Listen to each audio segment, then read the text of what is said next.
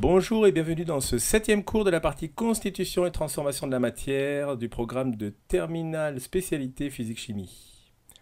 Dans ce cours, nous allons parler de la force des acides et des bases. On va d'abord définir ce que c'est qu'un acide fort ou un acide faible. On va voir ce qui se passe quand l'eau réagit avec l'eau. On va parler aussi des bases fortes et des bases faibles, des domaines de prédominance. On va parler des solutions de tampons et on finira par un petit bonus. Ce qui va définir un acide fort ou un acide faible, c'est sa réaction avec l'eau. Donc ici, nous avons deux acides, l'acide nitrique ici et l'acide éthanoïque, et ils réagissent tous les deux avec l'eau de la même façon. Mais l'acide nitrique, lui, si on fait l'expérience, on va voir qu'il se transforme complètement dans l'eau. C'est-à-dire qu'à la fin, il n'y en a plus. Donc on appelle ça un acide fort. Par contre, l'acide éthanoïque, à la fin, il va en rester. Donc ici, il reste du CH3COH à la fin, parce que c'est un équilibre et la réaction inverse existe et fonctionne. Et donc un tel acide s'appellera un acide faible.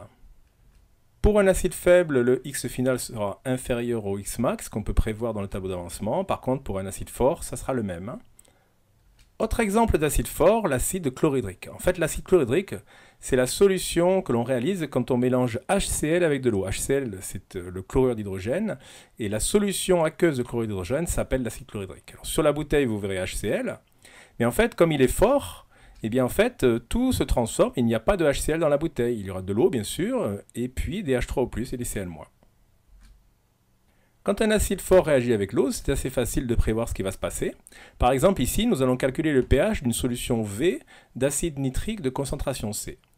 Alors, il faut calculer la quantité d'acide nitrique qui va réagir avec l'eau, C fois V.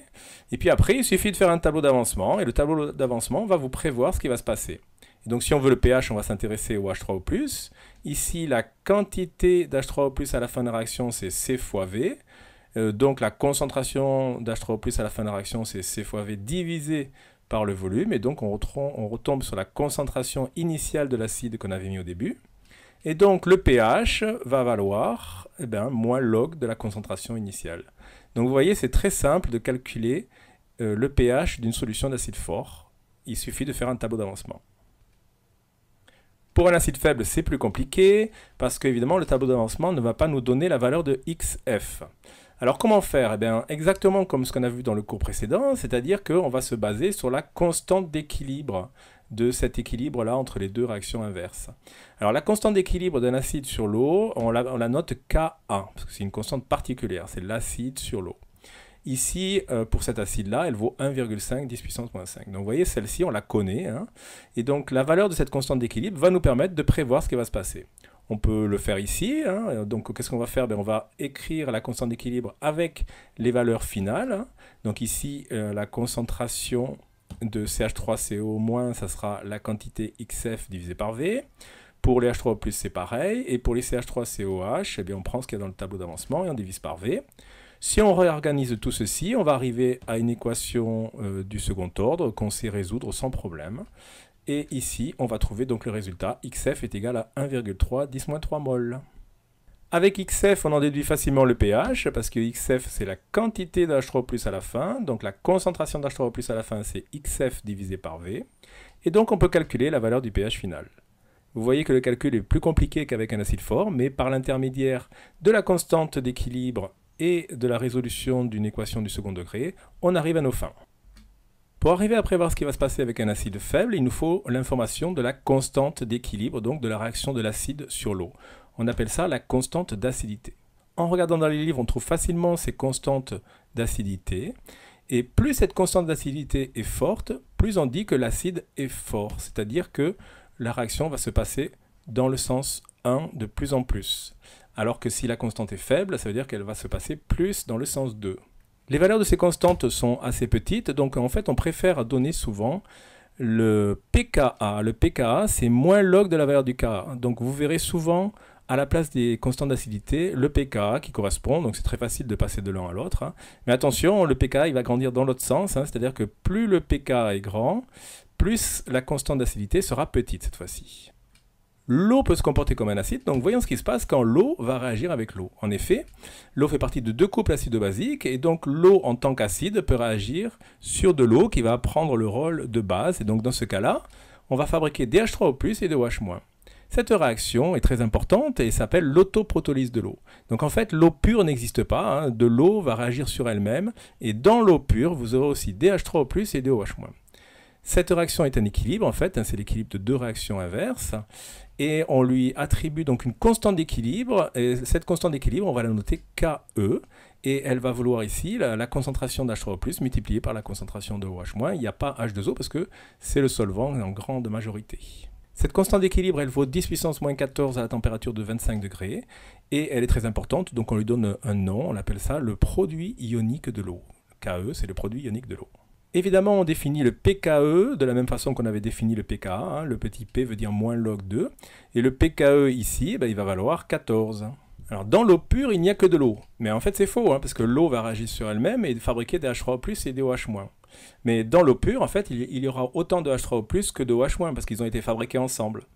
Et donc on peut écrire que pour l'eau pure, la concentration de OH- est égale à la concentration de H3O+. Si on met ça dans le produit ionique de l'eau, eh bien on va pouvoir facilement calculer le pH de cette eau pure ici. Avec quelques jeux mathématiques assez simples, on va trouver que le pH de l'eau pure, c'est la moitié du pKe, et donc ça correspond à 7.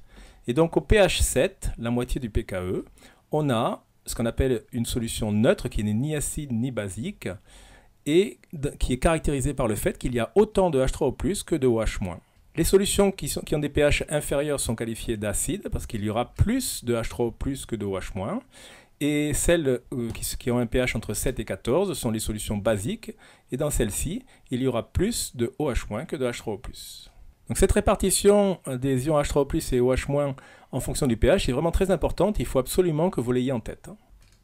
Cet équilibre de l'autoprotolyse de l'eau va nous donner des informations sur les H3O+, et les OH-. Et si on connaît l'un des deux, on en déduit l'autre. Par exemple, quelle est la concentration de OH- dans une solution de pH est égale à 4,5 ? On écrit l'autoprotolyse de l'eau et la concentration de OH- c'est ceci. Or, la concentration d'H3O+, on la connaît vu que le pH, il vaut 4,5. Donc il suffit de mettre ce que vaut la concentration d'H3O+, et on en déduit que la concentration de OH-, c'est 10 puissance moins 9,5. En fait, la multiplication des deux concentrations, ça donnera 10 puissance moins 14. Donc on en déduit l'une quand on connaît l'autre.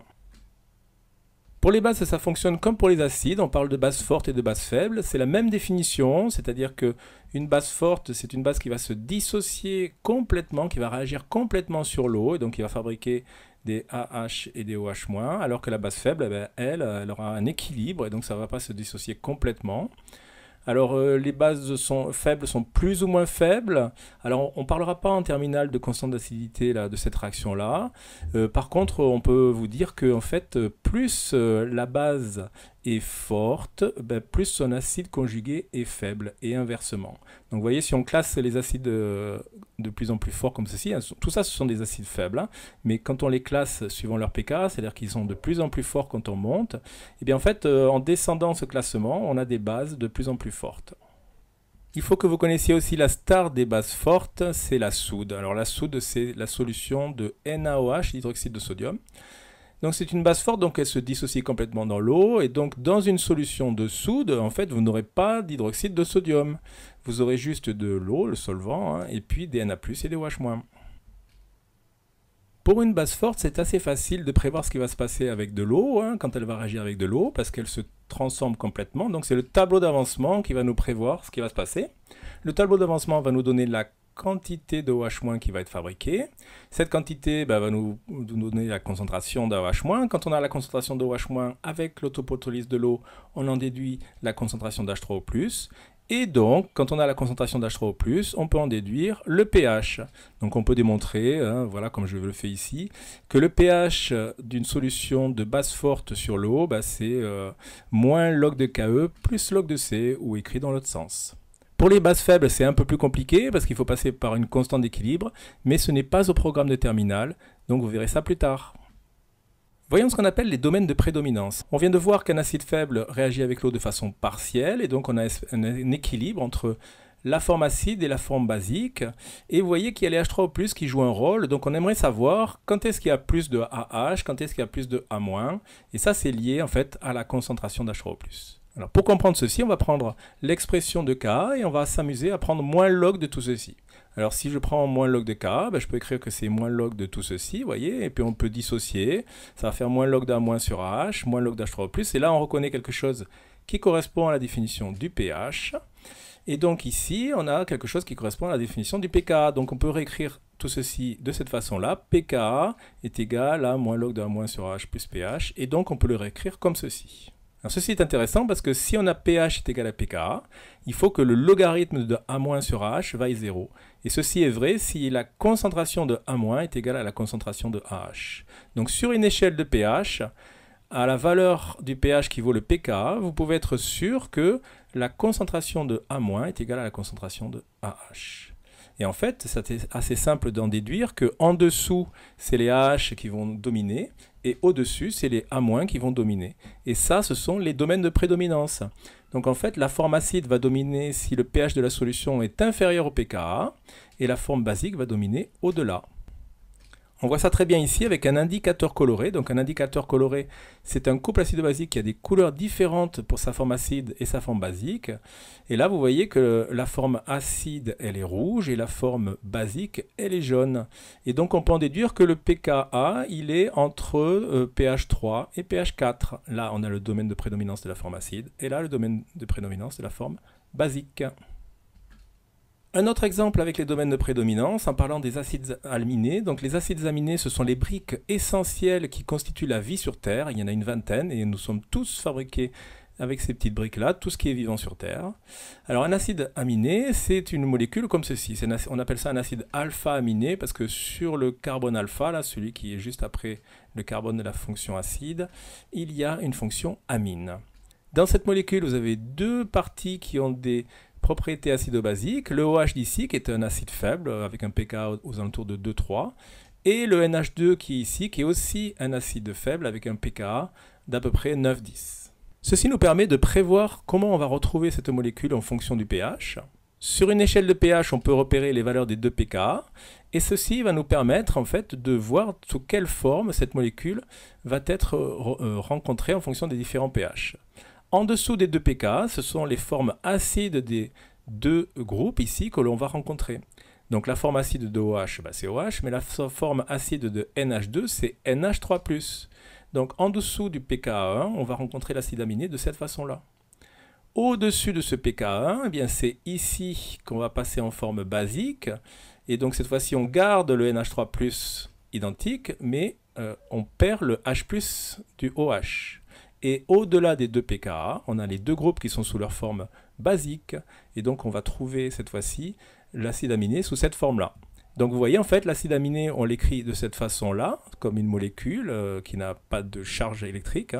Mais en fait, on ne le rencontre jamais sous cette forme-là. C'est toujours un ion positif, un ion négatif, ou à la fois les deux. Parlons maintenant d'une solution de tampon. Alors fabriquer une solution de tampon, c'est facile. Eh bien, il faut prendre un acide faible et prendre autant de formes acides que de formes basiques. Et vous les mélangez dans un bécher. Et alors, qu'est-ce qui va se passer? Si vous avez autant de formes acides que de formes basiques, en regardant cette formule ici, on en déduit que le pH va valoir la valeur du pKa. Et, bon, c'est très bien ça, mais en plus, il y aura une autre propriété, c'est que si vous rajoutez un petit peu d'acide, le pH ne va pas trop varier. Si vous rajoutez de l'eau, le pH ne va pas varier non plus. Et si vous rajoutez un petit peu de base, le pH ne va pas varier. Donc une solution de tampon, en fait, c'est une solution qui va permettre au pH d'être stabilisé. Il ne variera que très peu si on rajoute soit de l'eau, soit de l'acide, soit de la base, évidemment si c'est assez modéré. Ceci est très important en biochimie parce que les réactions biochimiques se font à des pH particuliers. Et par exemple, dans notre sang, le pH de notre sang est tamponné par un couple acido-basique H2CO3, HCO3-, qui a un pKa aux alentours de 7 et qui va donc faire un effet tampon pour stabiliser le pH de notre sang. On termine avec un petit bonus. Qu'est-ce qui se passe quand une solution d'acide fort va rencontrer une solution de base forte, par exemple de l'acide chlorhydrique et de la soude? Alors, HCl, c'est un acide fort, donc en fait, à l'intérieur de la bouteille, vous savez qu'il n'y a plus de HCl, il y a des H3+, des H2O et des Cl-. Et la soude, c'est une solution d'hydroxyde de sodium, mais il n'y a pas d'hydroxyde de sodium à l'intérieur. Il y a H2O, OH- et Na+. Donc quand les deux se rencontrent, eh bien en fait c'est les H3O+ qui viennent de l'acide qui vont réagir avec les OH- qui viennent de la base, et donc on va fabriquer de l'eau. Et ça c'est une réaction qui chauffe, qui dégage de l'énergie. On dit que c'est une réaction exothermique. Voilà, ce cours se termine. Merci de l'avoir suivi et à bientôt.